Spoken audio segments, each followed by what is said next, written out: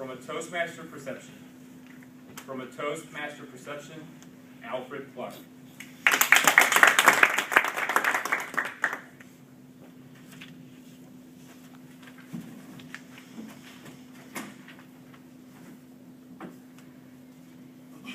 Toastmaster, fellow Toastmasters, and distinguished guests.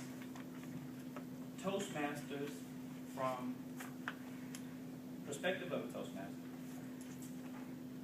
It's funny, I actually gambled with the title.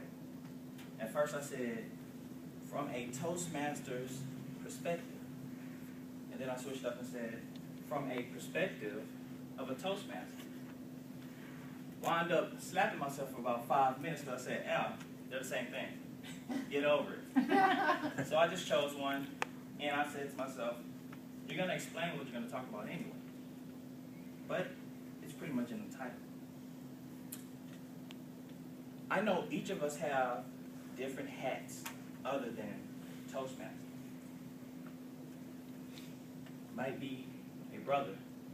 You might be a father, a student, a child, possibly and hopefully a child of God.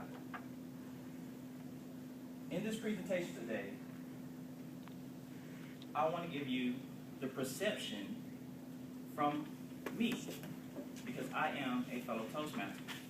And I'm going to be using the psychological definition, which states a single unified awareness derived from sensory processes while a stimulus, me, is present. I'm going to ask you to do 3 things, all the same thing. Please close your eyes.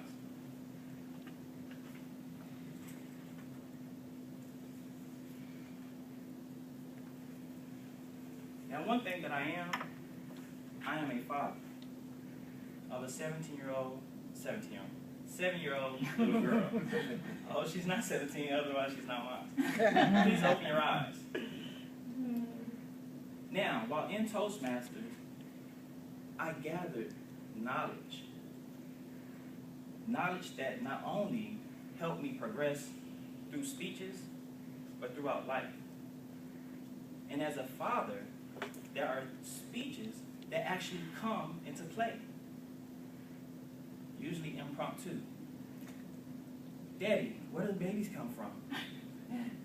Daddy, why do people die? These are speeches that keep me on my toes.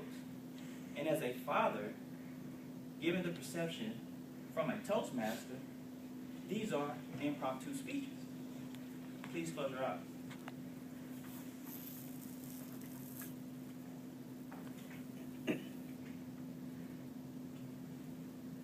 Now, I grew up in San Antonio, Texas.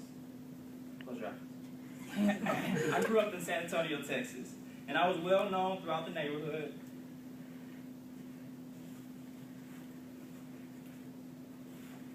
Well known throughout school.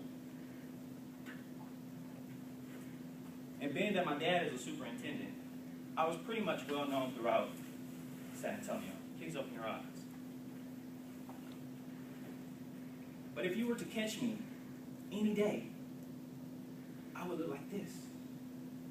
Leisure. This is me at my most comfortablest status. But as you can see, I'm the same person. Now, I know you're saying, Al, where does Toastmaster play into this? Well, I'll tell you. When speaking to friends, when speaking to uncles, cousins, family members, anybody that I do not know, I evaluate them. I give them feedback if they're asking me a question, whether it's about life, whether it's about how did I rent my car, how did I get to San Antonio, and what am I doing. But from the perspective of a Toastmaster, I'm analyzing and I'm giving them feedback. I'm evaluating what they're asking me, and I'm presenting information to them. Now close your eyes.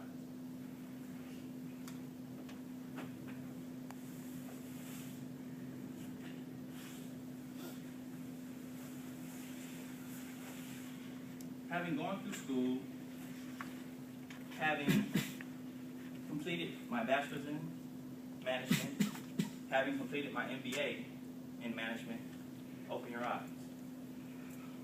Now, do I look different? Do I look any different than the father you saw? Do I look any different from the friend? Of course I do. Everybody has their own perception. From a Toastmaster's perception, I like dressing nice. It allows me to speak with confidence. It allows me to prepare significant things to say. From a Toastmaster's perspective, this is a prepared speech. Toastmasters has allowed me to organize, structure, and make everything that I say relevant. Which brings me to competent.